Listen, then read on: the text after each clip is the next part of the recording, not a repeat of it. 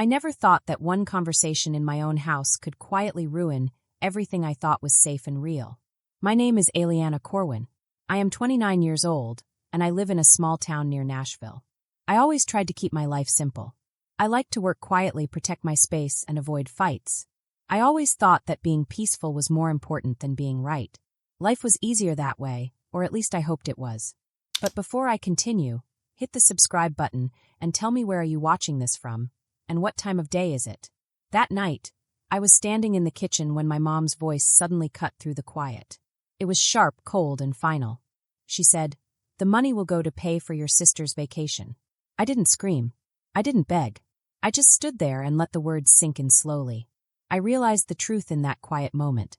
The house my dad left me, the only thing he ever gave me that felt real, solid, and safe, had already been sold. And I didn't even know about it. Nobody warned me. There was no note. No message. Nothing. Just those words floating in the air and the silence that followed. I didn't argue because I realized something important. My words could not change what had already happened, but my actions could change what would happen next. I walked into my room, closed the door, turned on my laptop, and quietly started preparing a plan. 3 days later, my mom called. Her voice was completely different this time. Softer. Almost gentle. "My dear, can we negotiate?" she asked. But I answered coldly, "Never." "Before I continue, tell me where you are watching from." Press. Growing up in that house never felt fair or safe, even in quiet ways. My mom, Virelia, controlled the mood in our home without even raising her voice. Every decision needed her approval, even the tiniest ones. The rest of us learned to move carefully around her, so we wouldn't upset her. My dad, Caius, tried to make life run smoothly. He brought routine into the house, but he acted more like a soft wall instead of a strong one. He thought that calm could be kept if nobody argued, so he stayed quiet more often than he defended anyone. My sister, Lyra Corwin, moved easily through the house. She was always understood without having to explain herself. When choices had to be made, the decisions usually went in her favor. Not because anyone announced it, but because that was how things had always worked, except for me. I learned early that reacting too quickly caused problems I couldn't fix. Around the age of 10, I started holding my words in my mouth before speaking, thinking carefully about whether they were worth saying. I practiced being quiet instead of being scared. By the time I was a teenager, I knew how to make myself smaller in little moments. When conversations changed, I watched instead of joining in. When tension grew, I stepped aside instead of standing in the middle. I noticed that Lyra could change her mind without anyone caring, while I had to adjust quietly, without explanation or honesty. My mom never had to say she expected more from me. Her silence showed it clearly, through small daily actions, how chores were given, how mistakes were judged, and how disappointment felt heavier when it came from me. My dad sometimes tried to soften things, telling me to be patient, but his words were light. They weren't strong enough to change the family rules that were already set. I stopped expecting things to be fair. I started focusing on controlling my reactions, my plans, and my inner direction. Living like this taught me discipline. Not from someone guiding me, but from watching, enduring, and quietly understanding that fairness was something I would have to make for myself. 2 months after my dad passed away, the silence in the house felt heavier than sadness. It wasn't just grief anymore. It was tension wrapped in quiet rules nobody wanted to say out loud. The legal work to handle the house moved slowly at first, which gave my mom time to make everything look calm while inside it all felt shaky. I sat in conversations where every word was chosen carefully, every face controlled, every pause calculated, even when nobody admitted that things had already changed. The will was clear. My dad had given me full ownership of the house through legal papers. Everything was signed, witnessed, and recorded properly. At first, nobody said much. The room stayed quiet, but I noticed a change in my mom's posture. Her voice stayed soft, but her eyes were distant. Lyra began involving herself in talks she didn't need to. She asked about the documents, who had seen them, and she watched every detail closely. She sounded calm, but her questions grew sharper over time. The first real explanation came from my lawyer, Irinder Vale. He explained directly that the house belonged to me alone. The papers were legal. Nobody could take it without breaking the law. The law recognized what my dad wanted, even if my mom and sister struggled to accept it. After that, the house felt different. My mom stopped talking openly about the house. She watched her words carefully when I was around.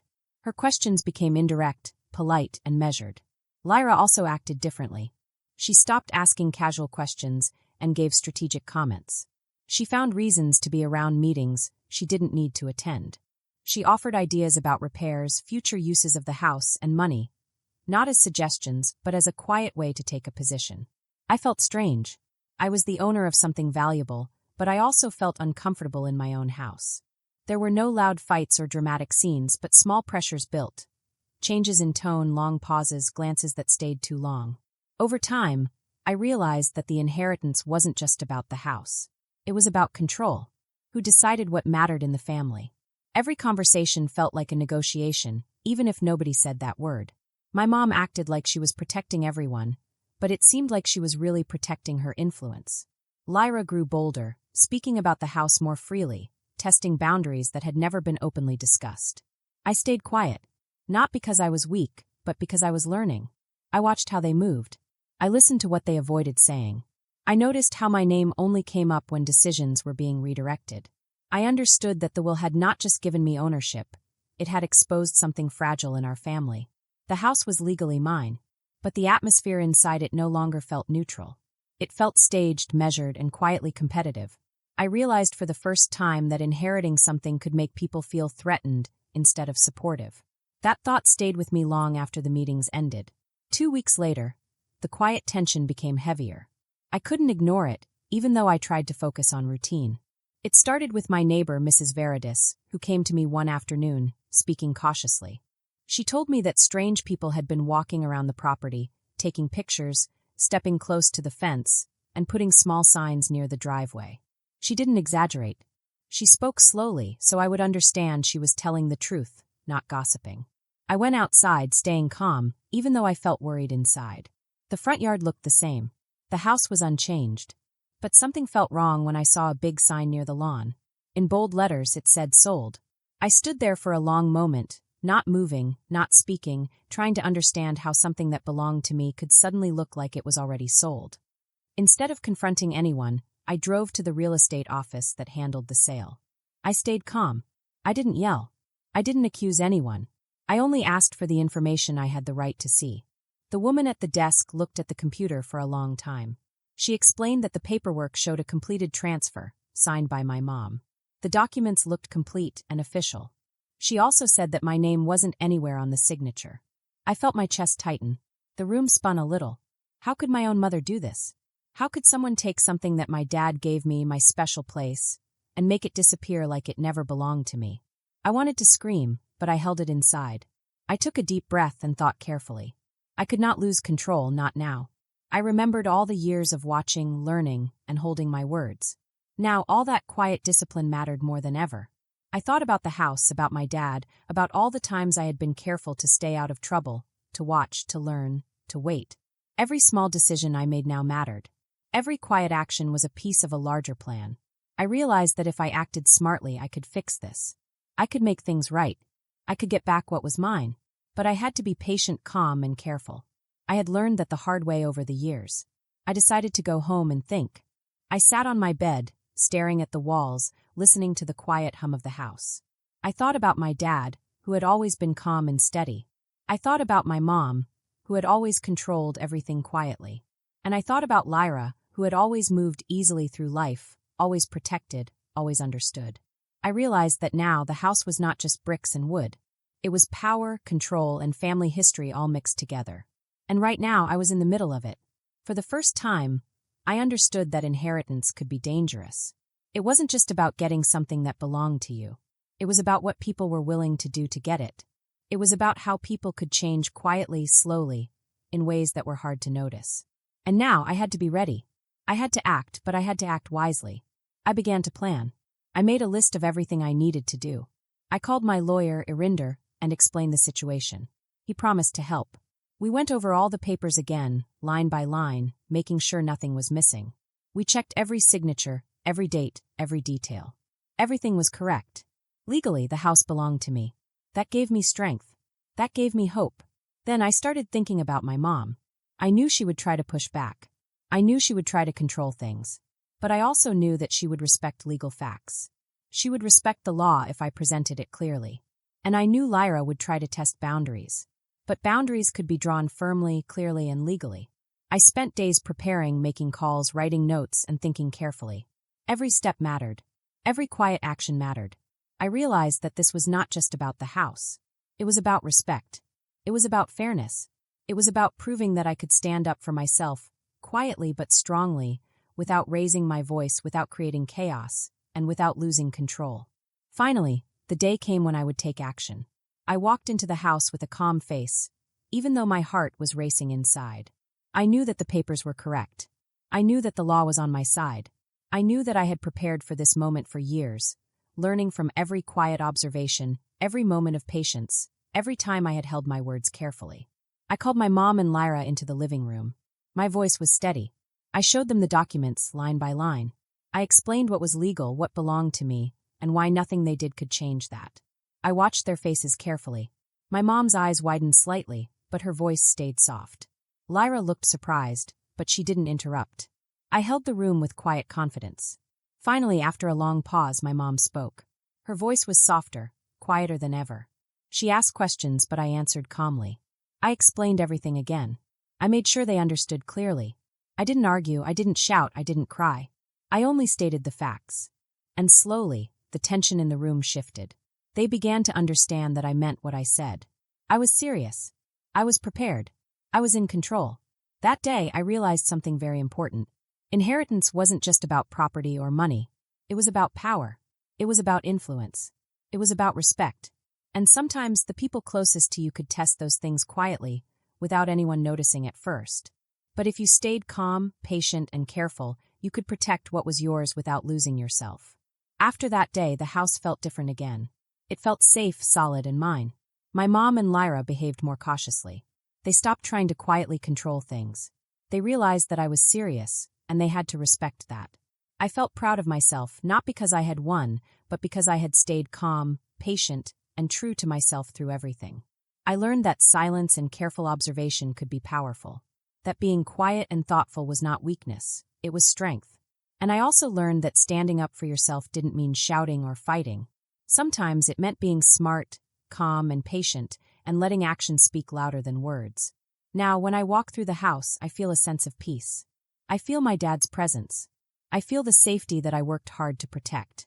And I know that no matter what happens, I can face challenges quietly but strongly, with control, patience, and confidence. The house is mine. The memories are mine. And my voice, even if quiet, is finally heard and respected. I never believed that a single conversation could shake everything I thought was safe. But I also never believed that careful patience, quiet thinking, and small, strong actions could restore what had been taken from me. And now I know. I know that no matter how quietly or calmly you act, if you are careful, patient, and strong inside, you can protect what belongs to you. You can stand up to anyone, even those closest to you, and still stay true to yourself. I came home without calling anyone. I didn't make any noise. I didn't shout. I didn't cry. I didn't break anything. I just walked inside quietly and waited. I waited until Mom came into the kitchen. My hands felt tight at my sides, and my stomach felt heavy, but my voice stayed calm. I wanted to speak without letting my feelings take over. I asked Mom why the house had been sold without telling me. I looked at her carefully, trying to see if she would answer honestly. She looked at me calmly, like she had been waiting for this question all along. "You don't get to question me," she said. Her words hit me like a cold wind. For a brief moment, I thought she might explain herself. I thought she might soften, but she didn't. Instead, she raised her voice, not in panic, not in anger, but in control. Her words were sharp and certain. "The money will go to pay for your sister's vacation." "No argument," she said. Lyra stood nearby, watching. She didn't look surprised. She didn't say anything. She didn't try to stop Mom. Her face stayed still. Her calm, quiet face made the room feel smaller than it really was. I didn't argue. I didn't yell. I didn't explain my side. I didn't defend myself. I stayed quiet, not because I agreed, but because I understood something important. I understood that words were not the tool I needed at that moment. Silence felt stronger than begging. Silence felt more powerful than shouting. That night, I didn't sit and feel angry. I didn't replay the conversation in my head. I didn't imagine saying things differently. I opened my laptop instead. I began to organize all the documents, records, and timelines that I could find. I did it in a way I had never done before. I focused on the facts, not my feelings. I knew that the truth didn't need noise to exist. The house no longer felt safe. It no longer felt like home. It felt like a place where decisions had been made over my head, without asking me. What stayed with me the most was Mom's certainty when she spoke. She spoke as if she could decide my future without my permission. I realized that the only thing I still had control over was my silence. I was ready to use it carefully. That night, something inside me changed. I felt colder, quieter, more in control. I left the house without telling anyone where I was going. I drove through streets that felt strangely empty. The city felt quiet and still, but not scary. It felt like it belonged to me at that moment. I stopped at the small parking lot outside Arinder's office. Only one light was on behind frosted glass. I didn't feel dramatic or frantic. I felt focused, more focused than I had ever felt in my life. I understood, for the first time, that silence could be more powerful than confrontation if it was used correctly. Arinder opened the door without asking any unnecessary questions. He looked at my face for a few seconds, then stepped aside so I could walk in. I placed every document I had collected onto his desk. Copies of the deed transfer, email confirmations, timestamps I had quietly saved. I began reviewing every page carefully, deliberately, making sure I didn't miss a single detail. Arinder worked slowly, not because he couldn't go faster, but because he understood how important this was. His fingers paused over certain signatures. His eyes narrowed at certain stamps. His breathing changed slightly when he reached the last pages. Finally, he spoke. His voice was calm, but every word carried weight. He explained that the signature on the transfer papers showed irregular pressure patterns, timing inconsistencies, and authorization conflicts. The papers Mom used to claim she had permission were not valid under the will, even if they looked clean to an untrained eye. He explained that this was not a mistake. This was a misuse of authority that could be formally challenged. I didn't raise my voice. I didn't ask if he was sure. I didn't express shock. I just told him to prepare everything quietly. No one could know. No one could trace it back to me. The family could not sense that I was checking these papers. Arinder agreed without hesitation. That night, he began organizing a full legal file. He scanned all the documents. He checked timestamps. He cross-referenced everything. He prepared formal complaints. He made copies and sealed evidence packets carefully, almost like performing surgery. I watched him work for hours without interrupting. There was no need to speak. Everything that mattered was already happening. When I left Arinder's office, the city felt different. The quiet felt like preparation, not fear. Over the next few days, the legal file moved forward without anyone at home knowing. The papers were sent to the proper authorities through official channels. There was no announcement, no explanation, no personal notice. Nothing in the house changed. No arguments started. No questions were asked. No apologies came. Nothing. During this time, I noticed Lyra's online posts. Her social media changed quickly. There were pictures of luggage on the bed. There were hints of expensive trips. She showed clothes ready for a warm place. She seemed excited, but she didn't need to explain anything. The money had already been taken from me quietly, and no one else had noticed. I didn't click on the comments. I didn't react. I didn't spend too much time looking. I just acknowledged reality and closed the screen. Watching didn't give me satisfaction. It didn't hurt either. It only reminded me that silence was still the right strategy. Inside the house, nothing changed because I didn't allow it to. I moved through the rooms without asking questions. I spoke little at meals. I responded with neutral expressions. I kept my thoughts contained. I let everyone think I hadn't noticed. I let them think I had accepted what they had done. 3 days later, my mother called early in the morning. I almost ignored it, not because I was scared, but because silence had become a kind of strength I didn't want to break. When I finally answered, her voice sounded different. It no longer had its usual sharpness. It carried careful hesitation, fragile in a way I had never heard. "My dear, can we talk?" she asked. Her words hung between us like a bridge she was afraid to cross. I could hear her breathing clearly. It was slow, measured. Every word seemed chosen carefully before leaving her lips. She didn't yell. She didn't try to take control. She didn't interrupt me. She spoke about misunderstandings, about pressure, about families making decisions that feel right in the moment, but seem wrong when looked at closely later. She did not apologize. She did not admit she was wrong. Her sentences circled the truth without touching its center. Then she suggested we could make a quiet agreement, unofficial, away from outsiders. I realized this was not a desire to heal the relationship. It came from fear. I listened without reacting sharply. I didn't give reassurance. I didn't show anger. I let her say everything she had prepared. I wanted her to hear herself, to see the silence stretch between us. When she stopped, I answered only what was necessary. I refused calmly. I put no conditions. I ended the call with a finality that left no room for negotiation. From that moment on, things began to move without me pushing them. Lyra's life changed quietly. Trips she had planned slowly disappeared.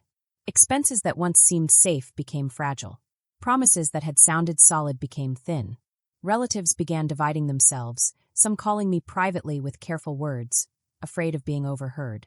Others stayed silent. Conversations at meals and late-night calls changed. Boundaries that never existed before slowly formed. What surprised me most was how little effort I had to make. I didn't argue. I didn't confront. I didn't explain. I simply stopped responding the way they were used to. The balance of power shifted because I stopped giving them what they relied on to control me. This time, silence did not make me weaker. It placed me beyond the reach of the old patterns they had used to manipulate me. My mother tried calling again later that evening, but I let the phone ring until it stopped. I didn't want to repeat a conversation I had already heard long enough to understand its true nature. There was no pleasure in winning. There was no desire for revenge. There was no satisfaction in watching things collapse. There was only a clear feeling. Real control does not come from shouting, forcing, or destroying. Real control comes from stepping back, so others must face what they themselves created. For the first time, I felt my inner world shift. I didn't feel relieved.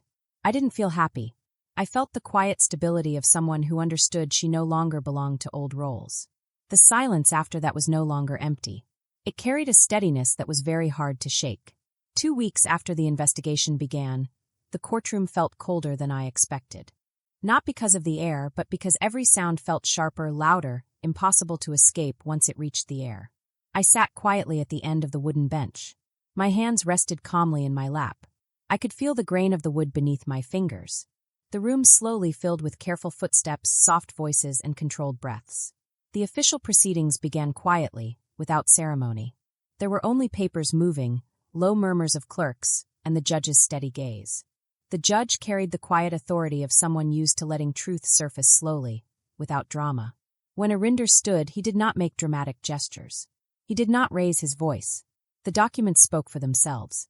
He presented the irregularities in a measured way, guiding the court through inconsistencies hidden behind hurried signatures, misrepresented authority, and shortcuts that quietly crossed legal rules. His words carried logic, not anger.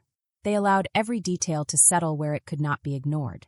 I did not move while the judge followed each word, eyes narrowing as the pattern became clear. It wasn't Arinder's opinion that mattered, it was the structure of proof unfolding, line by line, showing the truth to everyone in the room. I sat quietly, feeling calm and steady, knowing that silence had brought me here, and that the quiet strength I had found could never be taken away. Mom sat across the room. Her back was straight, her shoulders tight, and she held her hands together very hard. She tried to talk once, but stopped when the judge raised his hand. That was a signal that no one could interrupt anymore. Her usual confidence didn't disappear all at once. It slowly went away, like colors fading from clothes that had been washed too many times. The room felt heavy. Everyone sat quietly waiting. There were papers on the table, thick papers full of rules, numbers, and decisions that no one could change with words. Mom looked at the papers but then looked away, like she didn't want to believe what they said. She tried to breathe normally, but her chest felt tight, and her hands squeezed together almost painfully. She opened her mouth to speak again, but she stopped. The judge's calm gaze told her she couldn't control what would happen next. When Lyra was called to testify, the room changed just a little, but it was noticeable. It was like when someone opens a window, and the air moves through the room. Lyra walked to the front. She didn't look at me. She held her bag tight in front of her, like it was helping her feel safe.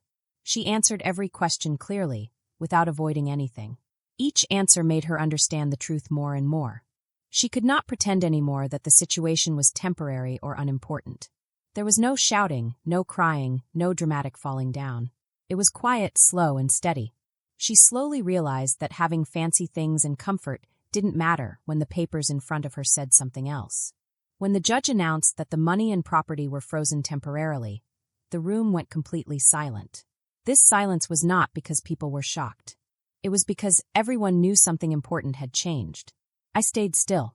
I kept my face calm. I didn't let myself smile or frown. I didn't want to show happiness or sadness. This was not a win to celebrate, and it was not a loss to cry about.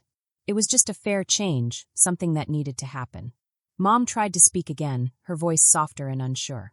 It sounded like the ground had been taken from under her words. The judge didn't get impatient. He repeated the rules calmly, showing that the process would go on no matter what anyone felt. I noticed Mom's hands loosen just for a moment. Then they tightened again like a habit she couldn't stop. I didn't feel the need to look at anyone else. I didn't want to check their reactions. I didn't want to prove anything. My strength stayed quiet inside me. It was not a shield. It was a space that no one could cross. Irinder gathered his papers quietly, not asking for approval. He moved as carefully as he had from the beginning. When the hearing ended, people left slowly in small groups.